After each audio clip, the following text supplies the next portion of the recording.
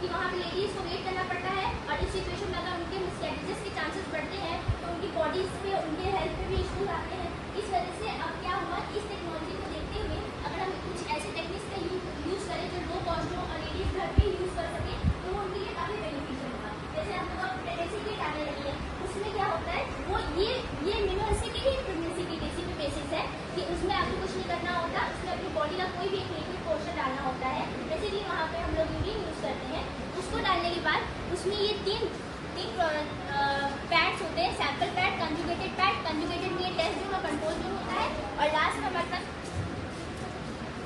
होता है absorption pad.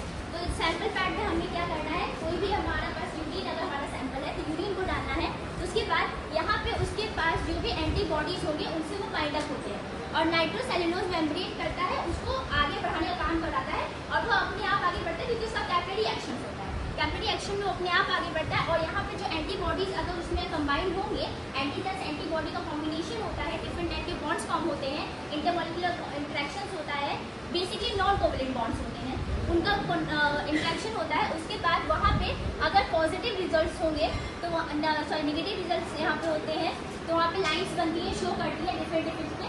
ये प्रेगनेंसी का नहीं है, तो ये रिजल्ट इसका नहीं है, वो आगे लगाया मैंने। ये फैमिली वायरस का है। Family virus basically yellow fever जो होता है उसके लिए यूज होता है, वो उसको डिटेक्ट करता है। तो वहाँ पे मैम देखिए लिखा गया है, जैसे नेगेटिव आएगा तो ये दोनों जगह पे कलर्स आ जाएंगे, यानी एंटीजन अगर एंटीबॉडी एकदम कंबाइन हो जाएंगे, तो वहाँ पे अगर ज़्यादा कॉम्बिनेशन आ जाएगा तो वहाँ पे आगे कलर शो नहीं करेगा, क्योंकि वहाँ कलर शो करने के लिए एंटीबॉडीज हमारे पास नहीं है।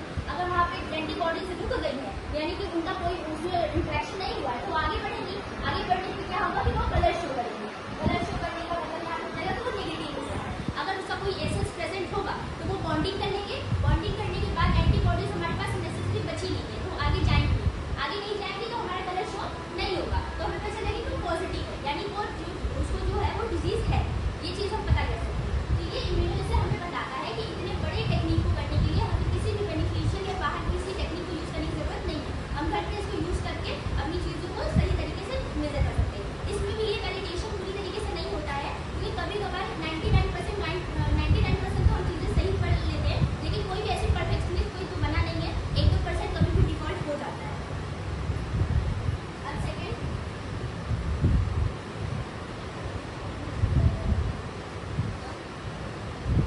सेकेंड साइड मेरी प्रिंसिपल ऑफ इम्यूनोलॉजी टेक्निक्स। तो प्रिंसिपल में सबसे पहले हमारा मेन क्या है, एंटीजन और एंटीबॉडी इंटरेक्शन। एंटीजन और एंटीबॉडी का इंटरेक्शन होने का मतलब है, ये मेरे पास एंटीजन की एक बॉल है, एक एंटीबॉडी की बॉल है, इसमें नॉन कोवलेंट बॉन्ड्स पाए जाते हैं, यानी कोवलेंट बॉन्ड हालांकि बहुत स्ट्रॉन्ग होता है, और नॉन कोवलेंट बॉन्ड उनकी कंपेरिजन में थोड़ी वीक होते हैं। तो इसमें हाइड्रोजन बॉन्ड्स, आयनिक bonds, hydrophobic interactions, wonder bond interactions, ये सब पाए जाते हैं। अब इनमें क्या होता है कि अगर ये बॉन्ड्स इतने स्ट्रॉन्ग नहीं है, तो इनका बेसिक ये है कि इनके डिस्टेंस बहुत कम होनी चाहिए, यानी कि ये इन्वर्सली प्रोपोर्शनल होता है डिस्टेंस जितना ज़्यादा बढ़ेगा इनका इंटरेक्शन उतना ही वीक होगा। इसी वजह से इनका इंटरेक्शन होना ये यहाँ पे बहुत ज़रूरी है। एक और चीज़ थी उसमें कि पिछले साइड में मैंने नाइट्रोसेल्यूलोज उसमें यूज़ किया था।